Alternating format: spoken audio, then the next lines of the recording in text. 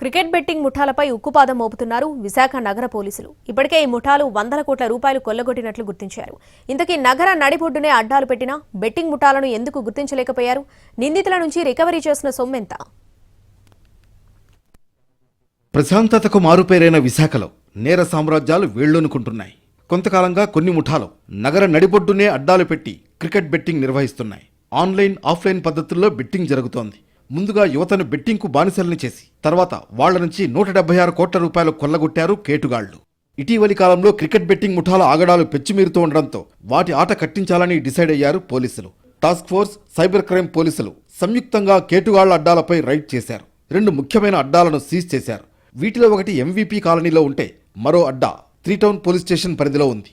8 మంది క్రికెట్ బుకీలను అదుపులోకి తీసుకున్నారు పోలీసులు. బెట్టింగ్ ముఠాలకు చెందిన 45 లక్షల రూపాయలను సీజ్ చేశారు. 80 బినామీ బ్యాంక్ అకౌంట్లకు సంబంధించిన పాస్బుక్లను స్వాధీనం చేసుకున్నారు అధికారులు. ఇక క్రికెట్ బెట్టింగ్ వ్యవహారంలో కీలక వ్యక్తులను పట్టుకునే పనిలో ఉన్నారు పోలీసులు. ఆంధ్రప్రదేశ్తో పాటు తెలంగాణలోనూ ప్రత్యేక పోలీస్ బృందాలు గాలిస్తున్నాయి. విశాఖ నగర నడిబొడ్డున అడ్డాలు పెట్టి క్రికెట్ బెట్టింగ్ నిర్వహిస్తుండడంపై విస్మయం వ్యక్తమవుతోంది. ఇది ఎంతకాలంగా జరుగుతోంది? ఎవరెవరికి వీటితో సంబంధాలు ఉన్నాయనే వివరాలు రాబడుతున్నారు పోలీసులు.